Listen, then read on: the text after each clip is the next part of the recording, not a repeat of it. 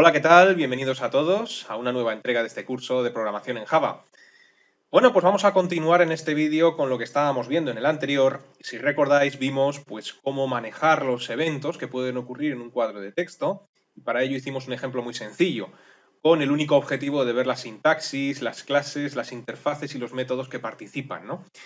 En este vídeo vamos a elaborar un ejemplo un poco más práctico. Vamos a intentar crear pues, una pequeña aplicación gráfica que tenga un nombre de usuario, una contraseña, y que esa contraseña pues, deba de contener entre 8 y 12 caracteres, ni menos de 8 ni más de 12. Y en el caso de que estemos introduciendo una contraseña pues, con unos caracteres incorrectos, pues que de alguna forma la aplicación gráfica nos avise, como por ejemplo como muchas veces se ven por ahí en las aplicaciones gráficas y en las páginas web, ¿no? Cuando vas escribiendo una contraseña y esa contraseña no cumple los requisitos que te exigen, pues el campo de la contraseña está resaltado en rojo, por ejemplo, o en cualquier otro color.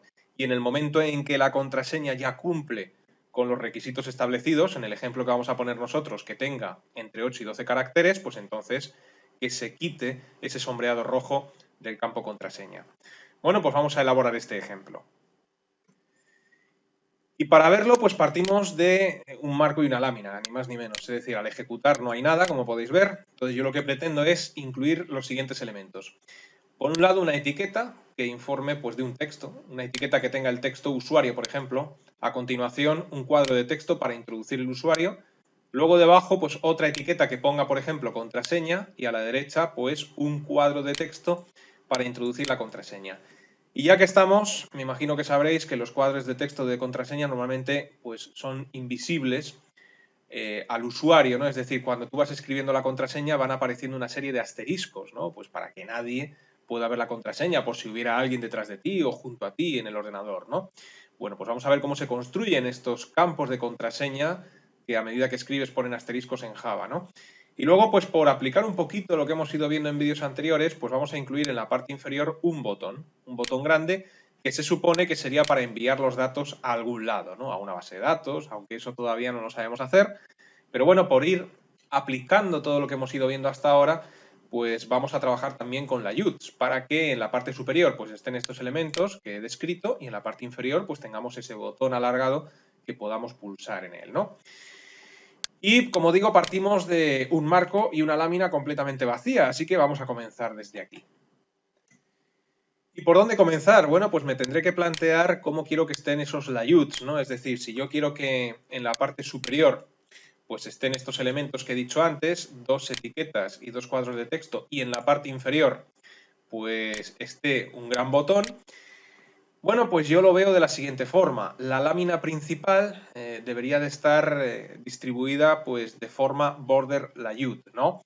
Para que en el border.north pues podamos incluir una segunda lámina que tenga una distribución, por ejemplo, de tipo grid layout, ¿no? De esa forma pues puedo construir aquí una lámina que tenga dos filas y dos columnas, grid layout. Y esa lámina, pues que esté, como digo, en la zona norte de la principal, border layout.north. Y luego, pues en la parte de abajo de la lámina principal, pues en el border layout.south, pues incluir un botón. Entonces yo lo veo así.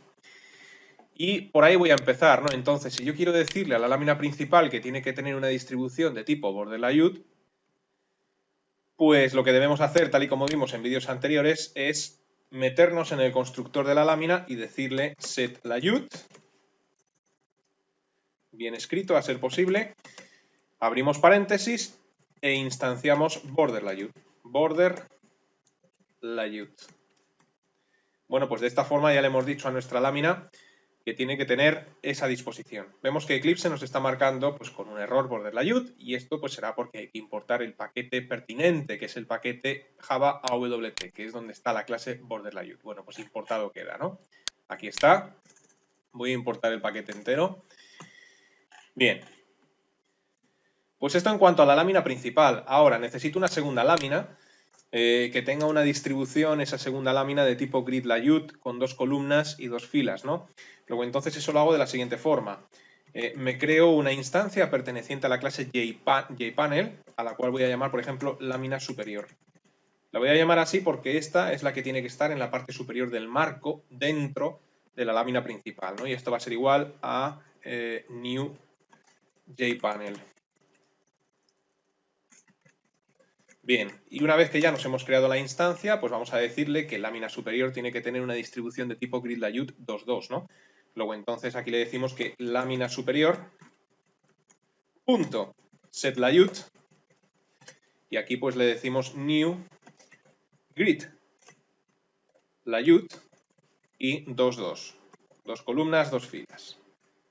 Bueno, pues ya tenemos las dos láminas y además ya la distribución en las dos láminas. Siguiente paso, bueno, pues el siguiente paso será decirle que esta lámina secundaria, la de 2 columnas y 2 filas, tiene que estar en la parte norte de la lámina principal, que era de tipo border layout. ¿Eso cómo lo hacemos? Bueno, pues agregamos la lámina, add, lámina superior, y en el segundo parámetro del método add, pues le decimos que esté en la zona norte, border layout.north.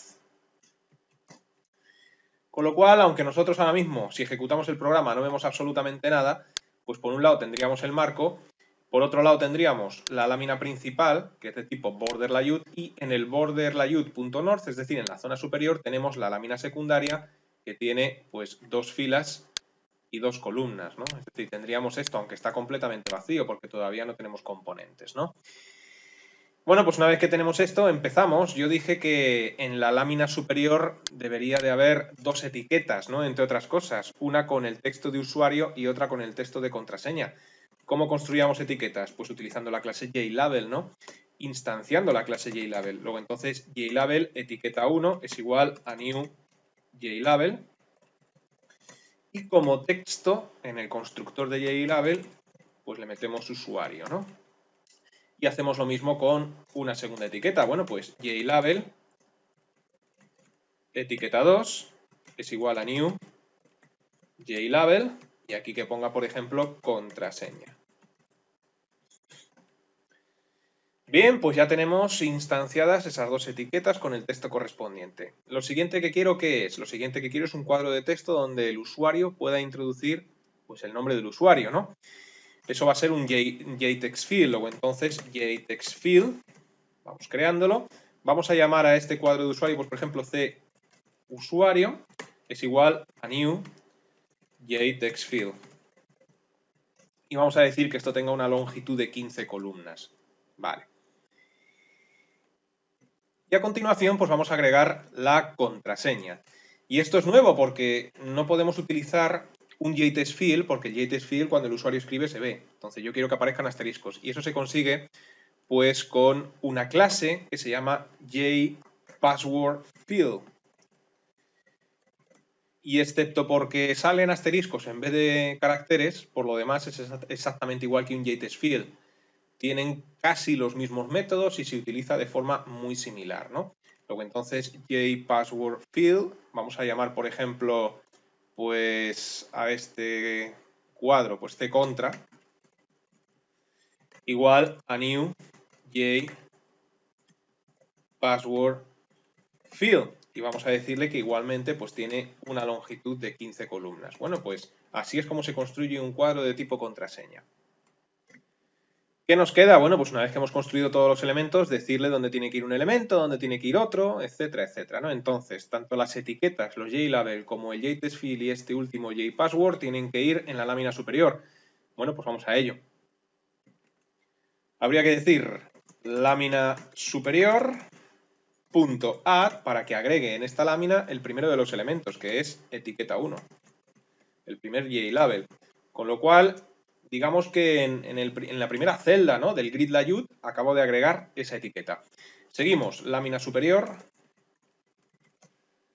punto add, y aquí, bueno, pues vamos a agregar, en este caso será C usuario, porque iba de izquierda a derecha, luego entonces, ahora tenemos que agregar el cuadro del usuario. Si no lo veis, pues ahora mismo estamos agregando elementos al grid layout. Entonces, en el grid layout teníamos esto, 2 columnas y 2 filas, ¿no? 2 filas, 2 columnas. Con esta primera instrucción, pues hemos empezado a agregar la etiqueta en este elemento y sigue hacia la derecha. Entonces, con la siguiente instrucción, agregamos aquí. Con la siguiente instrucción, que todavía no la tengo, agregaremos aquí y con la cuarta y última agregaremos aquí. Luego, entonces, seguimos.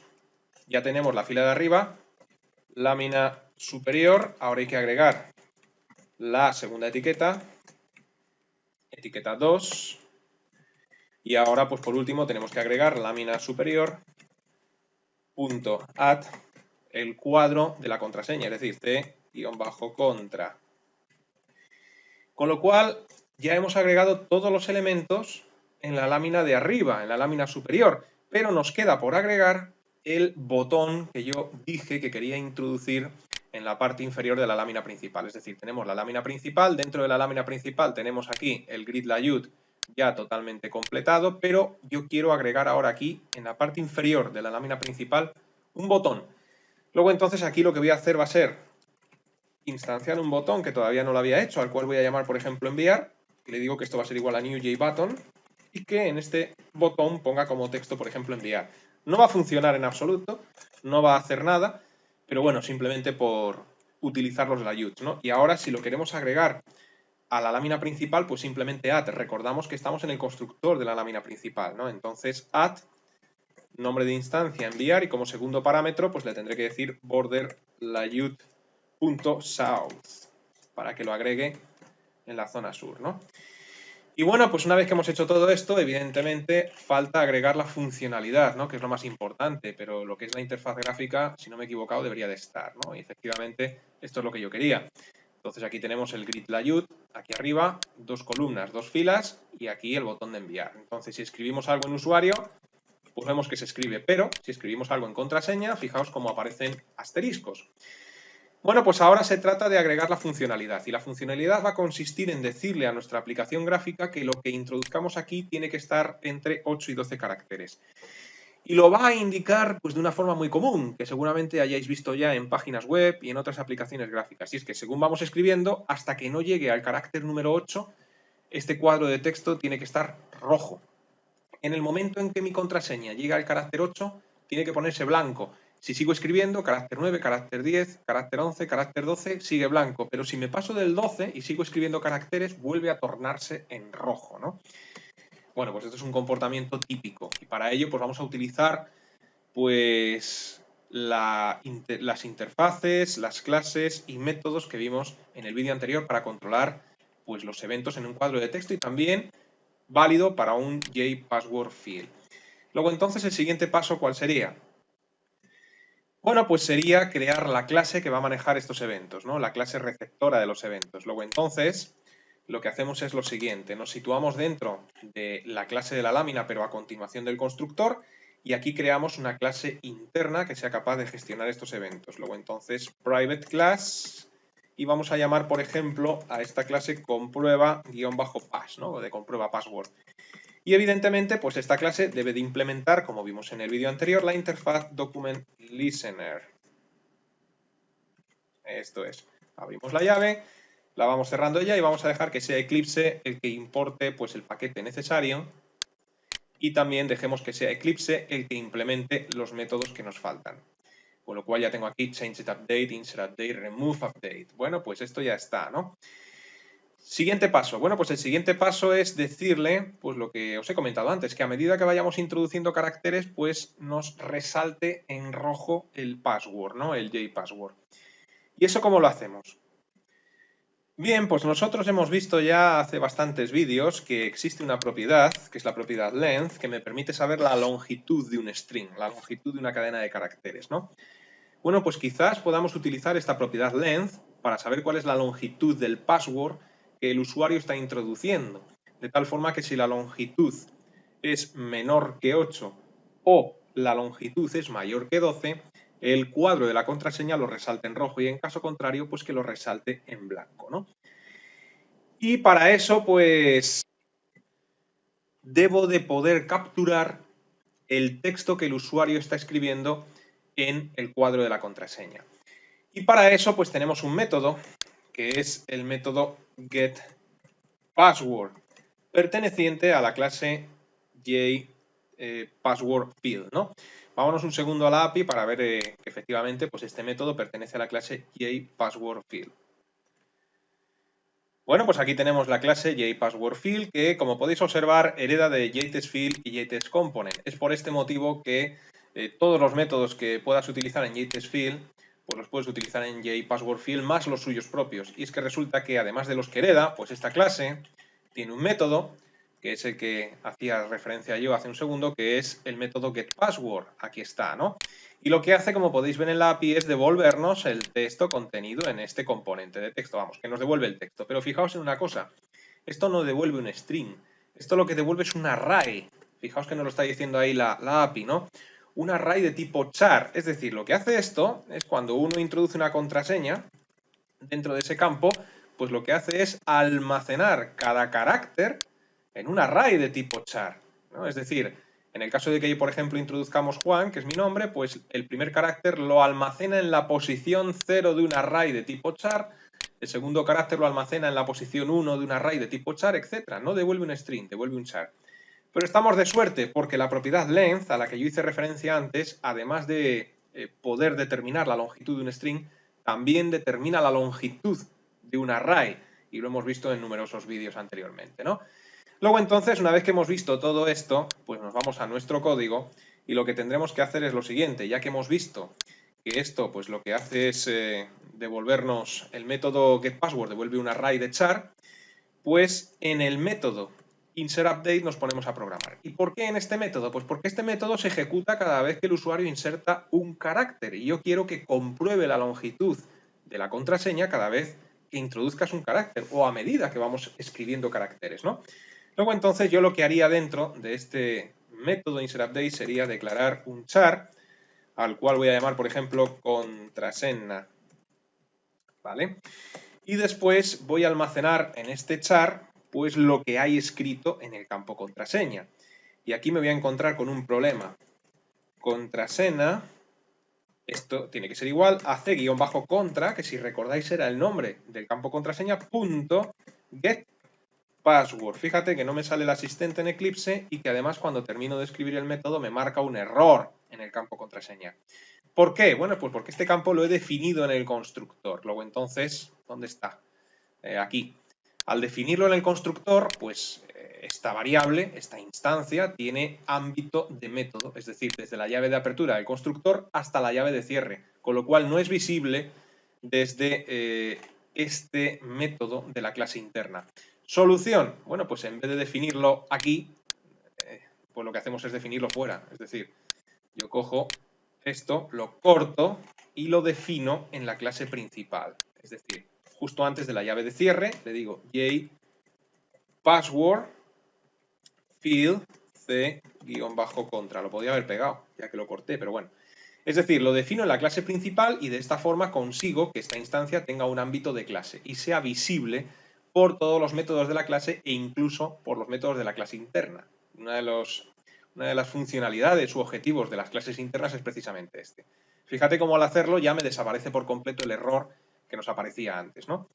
Luego entonces con esto he conseguido almacenar en el array contraseña pues cada uno de los caracteres que tiene la contraseña. Y ahora lo que hago es lo siguiente.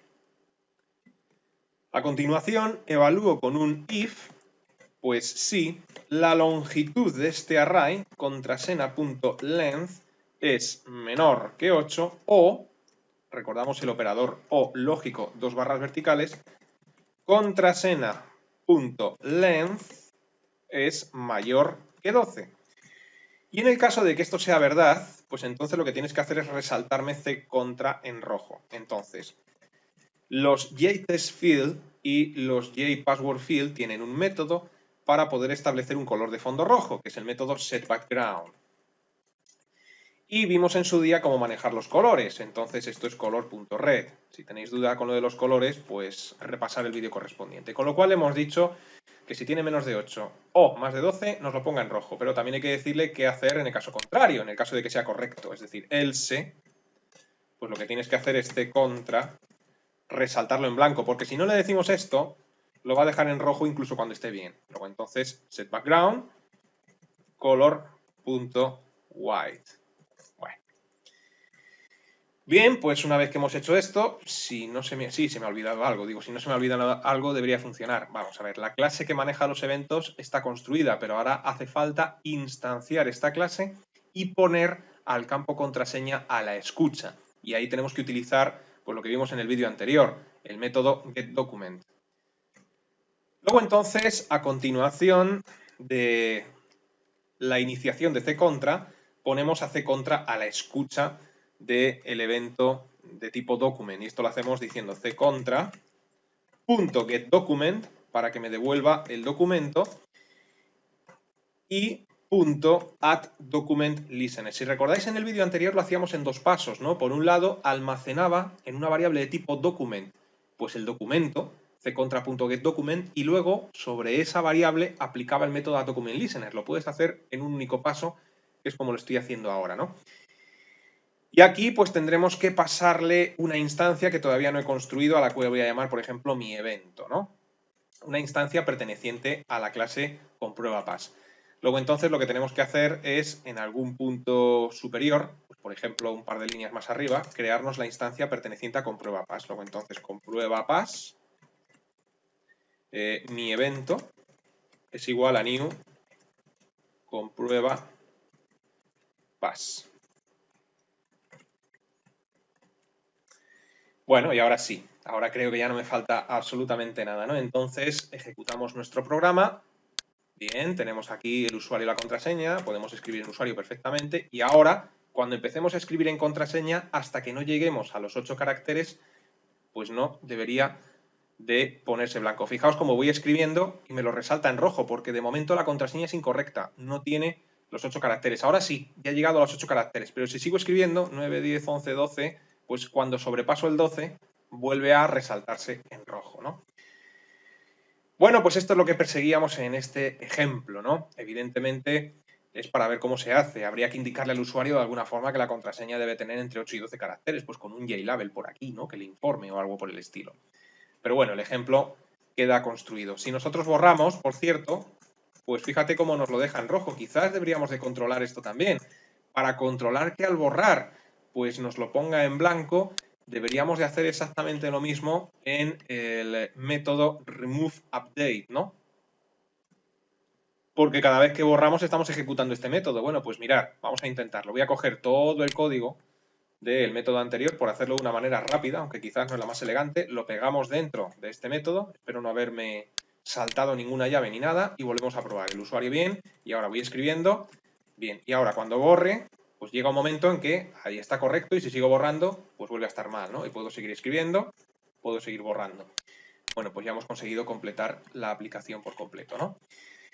Bueno, pues vamos a dejar el vídeo en el punto en el que nos encontramos y os digo lo de siempre, ¿no? Os invito a que permanezcáis atentos a la próxima entrega, donde seguiremos avanzando. Hasta entonces, que os vaya bien.